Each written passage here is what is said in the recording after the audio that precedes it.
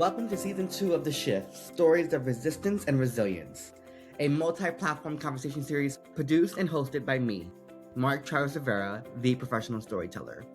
I believe that stories have the power to change the world. Through honest conversations and powerful storytelling, we explore how people challenge systems, shift narratives, and transform culture, creating a more inclusive, just, and liberated world in our lives and in our work. Here on this podcast, you'll hear from changemakers, truth tellers, and community builders who are using their voices and their stories to move us forward. So if you believe in the power of storytelling to spark change, you're in the right place. Listen closely, take notes, recognize our shared humanity. This is The Shift.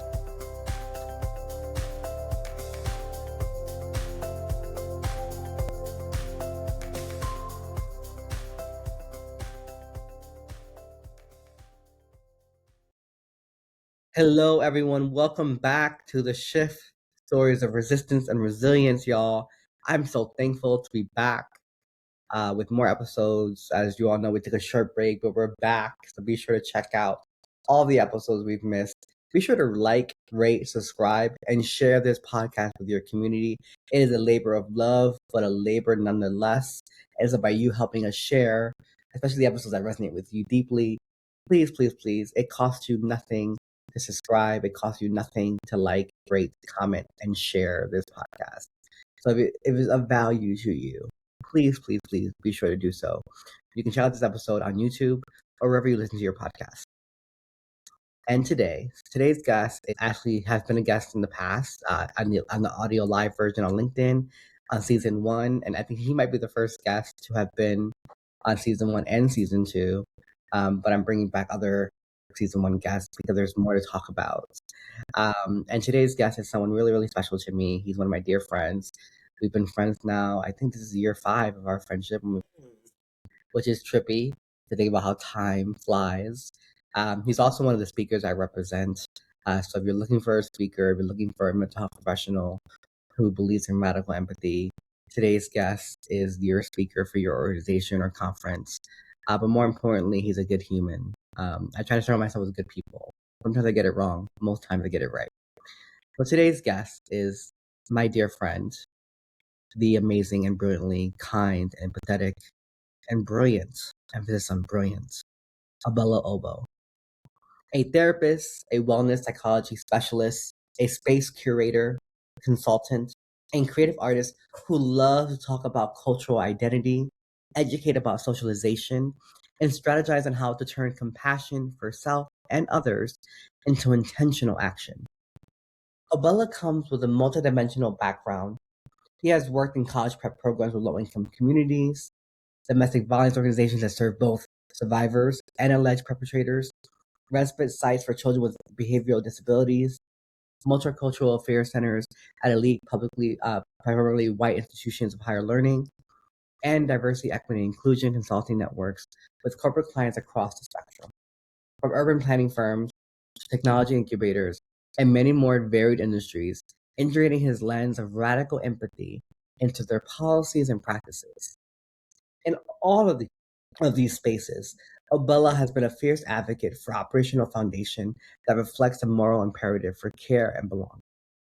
As the CEO and founder of The Radical Empath, Obella aims to draw on his years of experience and his lens as a Black, queer, Ugandan-American man to decolonize toxic belief systems and reframe them to empower folks to be the most authentic versions of themselves and to create a community of healing and acceptance. He's our guest today on The Shift. Hello, Obella. Hi. Hi, friend. How are you? Good. How are you? I'm okay. I'm dipping it and doing it. You know, here we are trying to survive. It's Pride Month. Happy Pride. Happy Gay Day. Pride. So for those of us who have heard season 1, they know a little bit more about you. But let's imagine we have new audience listeners today. Who are you outside of professional highlights I read in your bio? Do we have the time? I contain multitudes. But yeah, I don't know. I'm a big dork. I love comic books. I'm a big audiophile. I listen to music pretty much at all times. Um, Literally, like, this is one of like three podcasts that I listen to with any consistency because Oh, if I have headphones in, it is music. got it. I So I'm am honored to be among that small list. of course. um, Have you been checking? Not to keep on the topic since you said it. Have you been checking out season 2? What is there an episode that sticks out to you? um, I'm a Amber Cabral stan.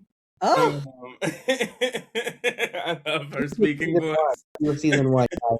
Oh, that was season one. Yes, Let me yes, look. yes. We've had Darnell Lamont Walker. We've had Ada Rodriguez, which I still can't believe that. The episode with Heidi Clemens just dropped today. We've had quite a few. Sydney Below, I thought you would enjoy that episode. We've had Alicia Harris is also another good one. We've had quite a few of really good episodes. I mean, they're all great, but season 2 is definitely kicking off with a bang. I'm going to say, oh, no, this has been a good season. Yeah. I'm going to say Alicia Harris, Mm. because there's some overlap between what she said and the things that I'm planning to talk about today. Yeah, it's lovely. Yeah, yes. Check out that episode if you haven't checked it out. Check them all the episodes out if you haven't yet. Sorry for putting you on the spot, friend. I just thought I would ask. Yeah, love Since it. last time, I think this is the last time you were on the episode on the shift. You got married. Yes, I got Yeah. married last October. Yes, you were home. It was really amazing. Um, Weddings are the most stressful thing in the world, but it came out perfect. I know I'm so sad I had a work trip and I couldn't get out of it. It was so heartbreaking. I was like, ah. But I think I did I, Overlap in the stuff like did I send you a gift? I thought I sent you a nice gift. you did. I did. Yeah, I made up for that. I was like, yeah, it was monetary, but it was a nice amount. Yes, I was very I had to make up for that because that was a special day. I'm sorry I missed it. It's okay. There are some themes about that that will actually come up today too. I think that like we'll get there. We'll get there. Girl, your life got longer. Now you just loaded through them. I love that for you. Yes, I miss having hair. Let's jump in. What is your current perception or concept of resistance and resilience? How has that evolved or shifted in any way? No pun intended. Since we spoke. It has shifted in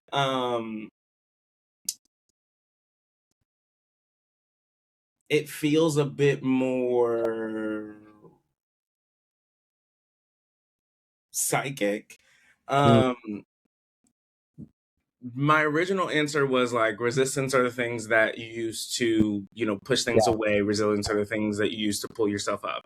yeah. And when I was saying that, I was talking about like all of the tools, including like, going to the gym, you know what I mean? Like What you've talking been to your doing, okay? friends, like Body is key. Your body is key. yeah, exactly, right? And I think nowadays, like it's a psychic attack that we're under. Like, I mean, it's really coming from all over the place. Yeah. But like, resistance and resilience have become such like mental games. In that, like, uh, resistance is now about like how have you built your armor Mm, against this attack, right? yeah. And resilience is now like how have you stirred your fire um, Mm, to persist on. yeah. There are still obviously some ways that that becomes tangible, but it really feels like, and maybe it just has to do with like the conversations that I've been having with like my clients. Yeah. Um, but it really feels like it has to do with like, okay, how are we looking at how this is affecting us mentally and how we are uh, managing it Yeah. from a psychological level. It's a shit show right now. It's bad. Like, and I will be honest, my business crossed 6 figures again this year in May with committed contracts. And to have this much growth and success in the last 2 years under this fascist administration has been such a dizzying thing. Like it's like Mm-hmm. it on the backdrop of all that's burning and all the horrible things happening, I am experiencing such professional growth, and there is a level of dissonance that I need to have to be like, okay, yes, I'm enduring this system, this moment, and there's also something to be joyful about that I've been working really, really hard to make this happen, and I also get to employ people and give and help people and give back and give into mutual aids and all these things, and there's still this level of holy shit, it feels so much harder to do day to day things. Like Uh-huh. even leaving my house has become even more anxiety inducing. Like I used to be able to leave my house without my wallet because everything's on my phone except for my ID. But now, especially after we had ICE here in Atlanta, I'm afraid. I'm afraid of getting stopped by ICE. And even though I'm Puerto Rican and I'm an American citizen, these people will take me in, right? And like, not for nothing. The reason why I don't break the law is because I'm too cute to go to jail. Like, I just can't. They didn't going to a detention center just like, could you imagine me walking to a detention like this? Glammed up, like they gonna look at me like I'm crazy. Like it's just I don't want to deal with that. And so it's like it feels hard right now. Mm-hmm. Which is why I actually be back on the podcast because there's so much going on in our country and around the world and it's Pride Month. So I want to celebrate that, right? But you know, how are you holding on to joy? Because for me, joy is the biggest tool of resistance I've been using right now. Mm-hmm. Be joyful and in community and for and by community and giving back to my community and investing in my community has brought me so much joy in the midst of it all. How are you dealing with this moment? How are you holding on to joy in the midst of so much fuckery? Mm-hmm. Um, like one of my classic taglines with my clients, with everyone, is that like joy is a prism, right? Like I use a lot of different styles in my therapy, but one of the styles that I use the most is called DBT, dialectical behavioral therapy. Um, Yeah, I was gonna say, please describe that acronym for people who don't know what DBT is. um, DBT is a style that ultimately came from trying to bring like Eastern philosophy into psychological practice, right? So, like, what does it actually mean to use mindfulness in your mental well being? What does it actually mean to, um, uh, for multiple things to be true at once, um, like in your body and in your life, right? Joy is not an absence of, right? Like joy is the culmination of all of the things that are going on, including the bad things that are going on. In a very like, if you've seen Inside Out, I have not seen it. girl. I'm not big on movies. I respect that. Honestly, neither am I, but you should watch Inside Out. Okay, But noted. one of the core lessons in there is that like multiple emotions are connected, right? Like the that like sometimes the joy you experience is the way that you are cared through your sadness, right? Mm. And so uh, one can't exist without the other. Wait, is this a cartoon where they're all different emotions? Hmm. Okay, I've seen clips of this on social media. Okay, okay. No, you need to watch the movie. It has to exist in Okay, the movie. okay, no, but now I But understand. There you you go. get the point. Yes. Um, like joy is a prism, and so part of it is about being exceedingly honest about how fucked things are right now Yeah. and making space to cry about that, to thrash about that, to whatever. And so much of what we're seeing when we talk about like what unwellness looks like right now is people doing anything and everything they can to avoid having to feel how terrible things are right now. Yeah, And that's reasonable. and you and I know we talk about this privately. There have Yeah. been the last 2 years, in conjunction with all the success and growth, I've seen my drinking increase. I've seen my emotional eating increase. I've gained like 20 pounds in the last probably like 6 to 8 months. Like it's been a doozy. And it's par for the course, right? Like you and most people are going through that experience, Yeah. right? So many of my clients come in and it's like them stale face, right? Like they are trying to maintain this numbness, they are trying to maintain this dissociation, and they're like, oh, I just feel so blah. And I'm like, no, you feel sad and horrified and scared and, happy to sit on the couch with your partner and happy to maybe have work that you feel passionate about or happy to spend time with your friends, but those don't feel as good if you also don't make room for how sad and horrible and scared you are, right? Like the joy is all of those things at once, not just one without the other, you know? Mm, mm. So good. So good. I would love talking to you. I mean, I know I talk to you outside of this podcast, but like whenever I talk to you, I just feel smarter. I just feel like I'm around someone who just makes me feel smarter because they're so brilliant, and it like rubs off me through osmosis. Just being in your presence makes me feel more aware, more intelligent. Because you're so good at like distilling these complex things into just very tangible ways for everyday people. I Um, appreciate yeah, that's also I think a high key indicator of intelligence. It's someone that can take a complex theory and framework and distill it in such a way that every single person, despite their educational attainment levels, can understand you at a human level. um a slight gas of myself, and shout out to this professor that I had in undergrad. Mhm. Like towards the end of my senior year, he was like, um there are theories about multiple intelligences, and I want you to know that like I think you have a like genius level social intelligence and you should really lean into that. And I did. So shout out to him. This is your life into you and for affirming that. Yeah, that's a beautiful thing. Let me tell you, to this day, I have educators from grammar school. Like my third grade teacher is my Facebook friend. Shout out to No, Millie. those things stick with you. Shout out to Dr. Spillage. He Yeah, still he still message on Facebook every now and again, you know? middle school, grammar school, middle school, high school, college, like even the grad school programs where I dropped out, I'm still connected to some of those professors, right? So it's such a weird. I'm a grad school dropout 3 times. It's such a weird thing to like. Yeah, bless y'all who have out in there.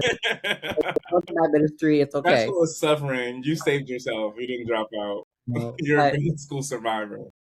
I'm a grad school survivor. I call it dropout, but whatever. Maybe that would work. Um, anyways, I want to ask you this because we started talking about this pre-interview, and when we're just shooting the shot and catching up, that this moment in many ways um, is reminding me of COVID in terms of its intensity. Although we're not physically isolated, I feel like we're more isolated than ever before. Just us versus mentality.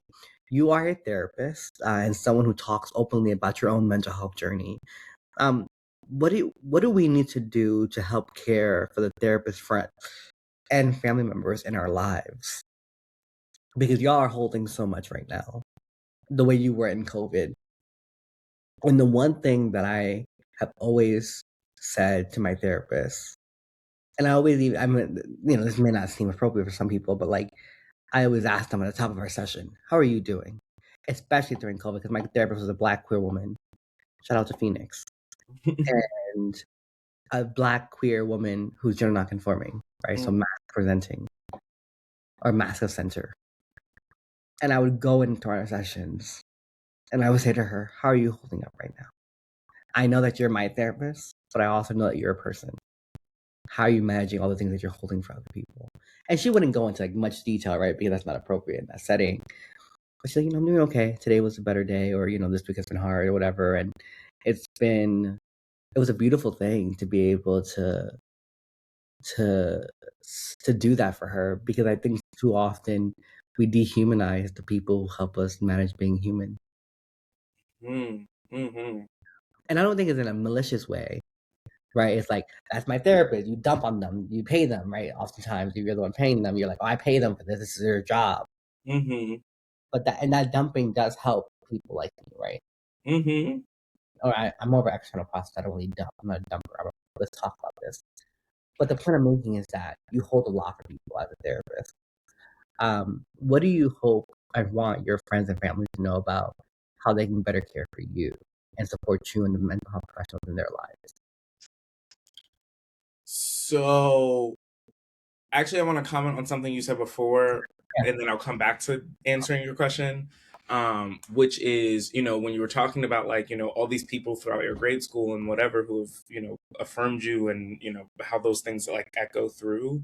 Part of holding on to the joy, or part of the joy being the prism, is that like it all has to fit within the story, right? Uh if you are completely dissociating, right, then it pulls you away from the gratitude that those moments throughout your life have cascaded into the joy that you're experiencing now.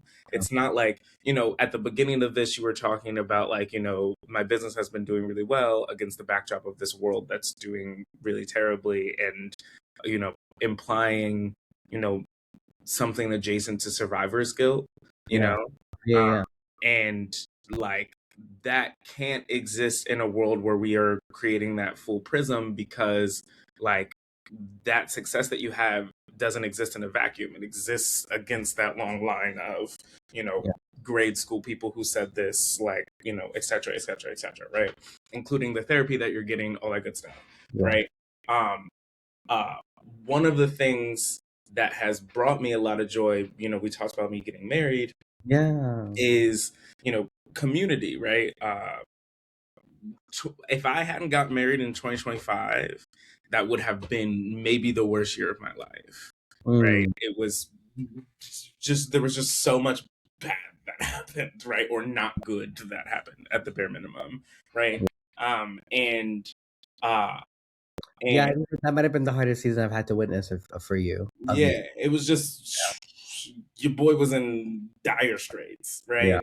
Yeah. And and you know, uh, during the reception portion, I got to give a little speech towards the end, and I was talking about like, uh, how good it feels to be around people Oh. experiencing joy. And even more than that, right? Like, how good it feels to remember that you are not just you are actually like every person that you are connected to, right?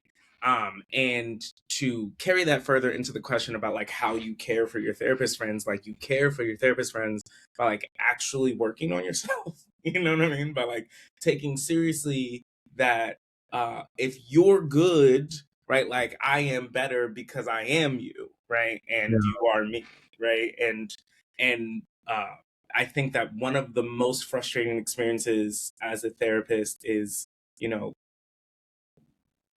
because I'm not in my role, Yeah. sometimes I'm not heard as an expert in the things that are happening around me that have to do with human behavior, right? Mm. Because at the end of the day, right, like if we are chit chatting about something that's going on, this is life. Everyone is sharing their opinions. Not everyone is an expert. Not everyone's, Experience like you. Yeah. like, but not even just like me, but just like not everyone has committed to trying to interpret things from a place of bringing wellness to it, Yeah. Yeah. right? And Yeah.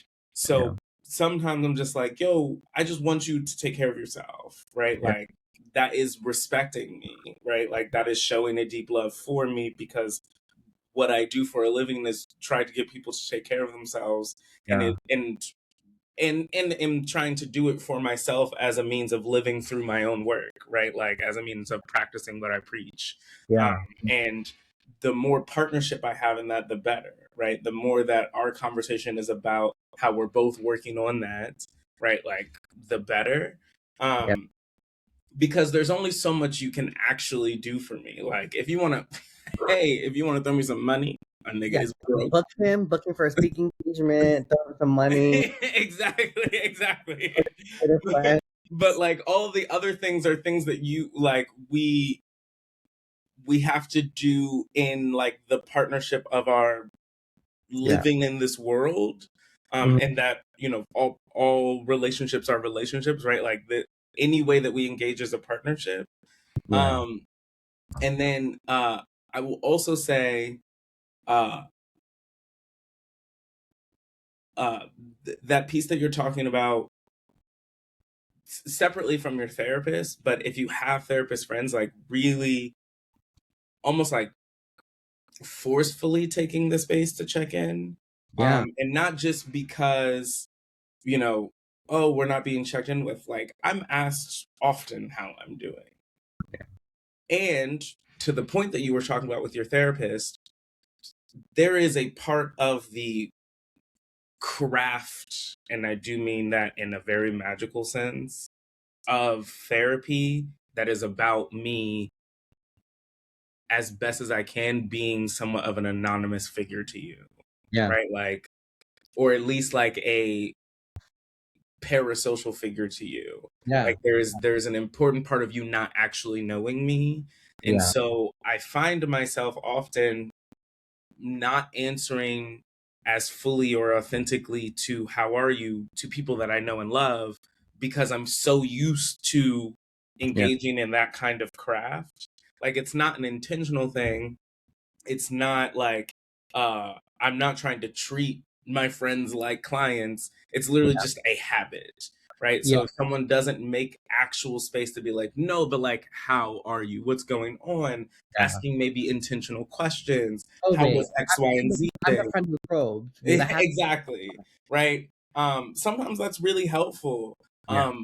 And sometimes it can just be as simple as, hey, I've been asking you how you're doing. You're not really giving me an answer. Is that intentional? You know what Yeah. I mean?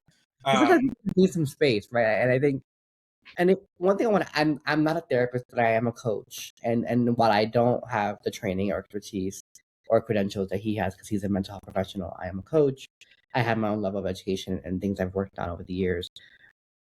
I need my friends to stop knowing that I'm a coach and thinking it's okay for every interaction we have for them to treat me like I'm their coach. mm, I don't know if that happens to you per se, you but know, I struggle with that because, like, I was a therapist before I was ever a therapist, and I always yeah, say that. Like, yeah, there is a part of this that just feels good, yeah, right? And natural and organic. yeah, And so I have a hard time drawing those boundaries. But what I do want to be able to do is like uh, change how I show up to the dynamic. yeah, Like I don't want to be like a registered psychology associate therapist to my yeah, friends, right? yeah. But I do want to show it with my therapy skills to my friend, and I don't mind being brought, Yes, you know, yes. whatever is coming. Yes, that's very different, right? When I'm choosing to engage in developmental support of my friends using my coaching skills, that's different. Hmm. People who only hit me up. Yeah, and that's tired. Right? Absolutely. I'm talking about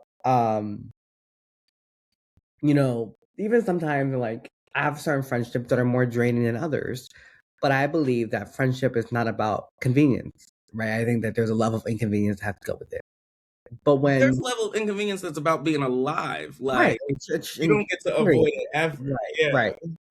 Um, Me and Daniel did an episode that's coming out soon, and he actually recorded in my house with me, and so we talk about friendship a lot in that I episode. So, saw on you your know, on IG that y'all I, were doing that. I think that's gonna I be actually so love that good. episode. I was like, that's gonna be your favorite episode of season 2 once it comes out. If you know, you know. But anyway, Not tell me, wait.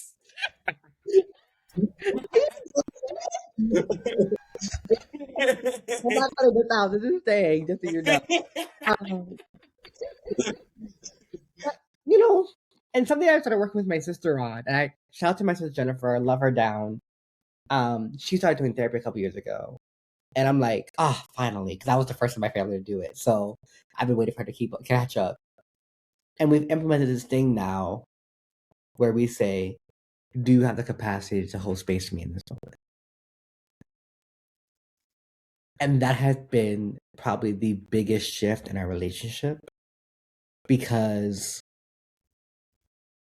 love my sister, but sometimes she'll call me and she'll talk for 20 minutes straight just to vent and process things Mm-hmm. because I'm her sibling, right? And typically I'm either working or, whatever, I try to be. And sometimes I'm like, girl, I ain't got it today. Mm-hmm. I ain't got it. I can't. Can I call you later? And now when I do that, right, or to avoid having that situation, because she always gets upset when I did that with her in the past, now she'll ask me, do you have the capacity for this? And And vice versa. And it has been probably the thing that has evolved our relationship the most, to be honest. and and the more you do that, the more casual that becomes as well. Like Yeah. something that Corey and I joke about, but we do, right? Corey is your partner. Yes, Corey's my wife. Yes. And I Uh, always love you that you married a cis woman who has a gender neutral name. I think that's very um, like when everyone assumes that I am the yapper in the house, ah, and you are a yapper. that Corey is the introverted, quiet one in the house. And in the Yeah, house, it is the opposite. I know. Outside of the house, absolutely, I'm the yapper. Corey's the introverted, quiet one. In the house, Corey's the one yapping. I don't say much, Yeah. right?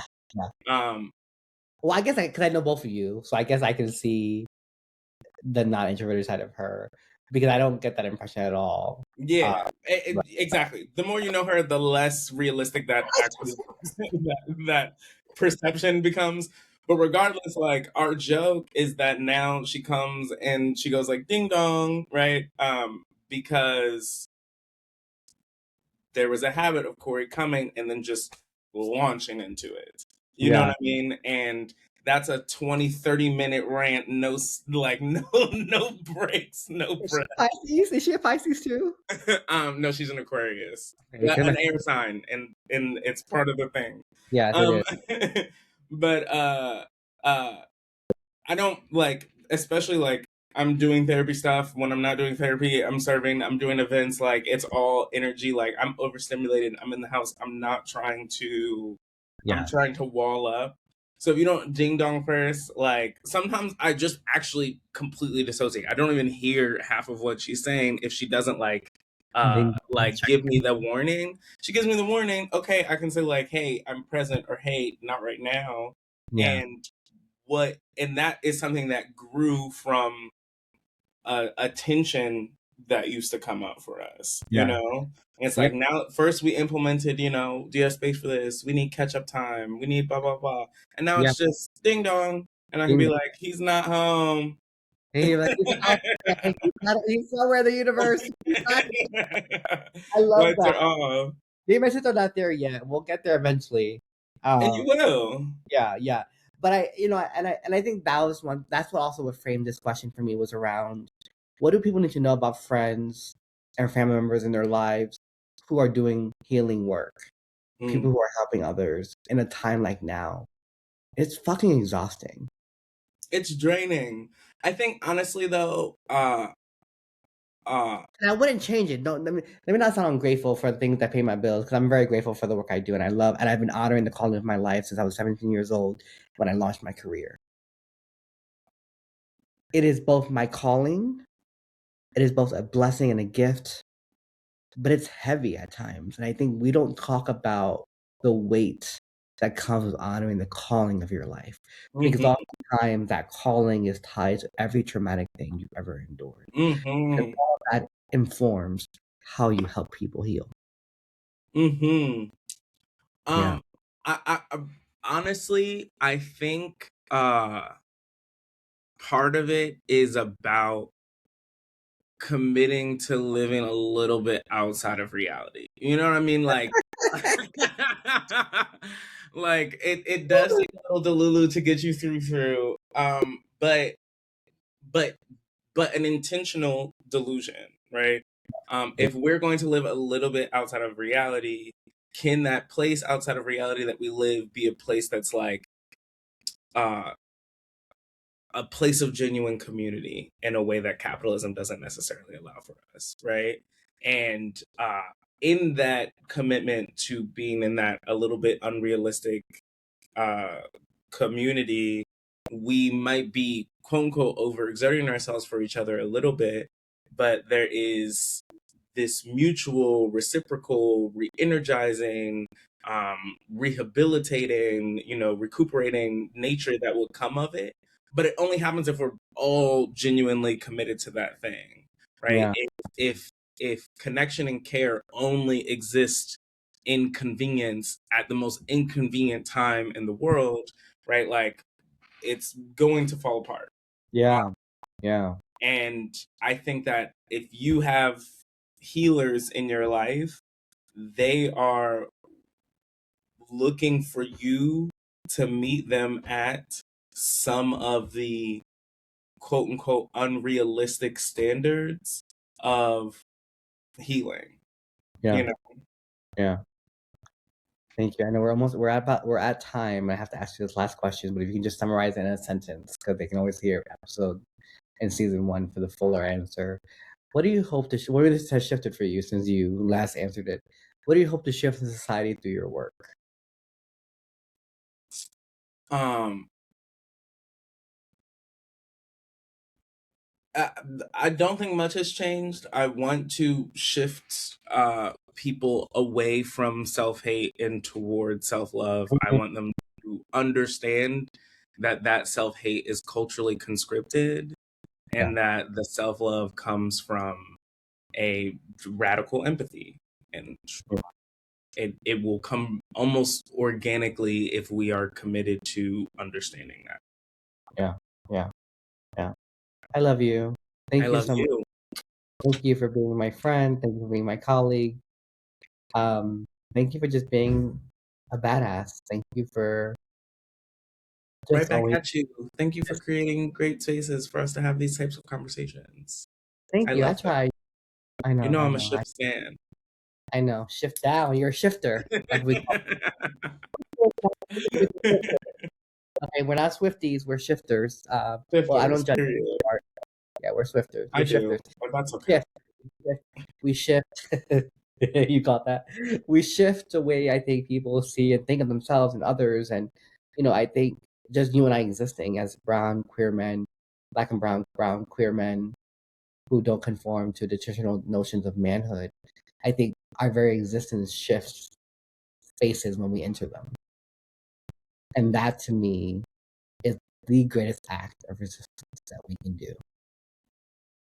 To dare to be seen and heard for exactly who we are, unapologetically, unafraid, and unbound by their fuckery. So Mm-hmm. I love you so much. Love you down. Be sure to book Obella. If you're interested in booking him, reach out to me at speakeragent@marktravisrivera.com. He's accepting Period. bookings now over the summer and the fall into the spring. If you're looking for an orientation speaker, if you're looking for a mental health workshop training in the workplace, if you're looking for a college campus speaker to do with identity and intersectionality and wellness, please, please, please reach out to Obella directly or he'll redirect you to me. So go to speakeragent@marktravisrivera.com for more information. And we'll be sure to drop all his social media links in the show notes. Until next time, remember that we're not in this alone. We're in this together. So please hold on to your friends and family and loved ones. Hold on to one another and be kind to each other above all else. Be well. Mwah. Love you. Love you.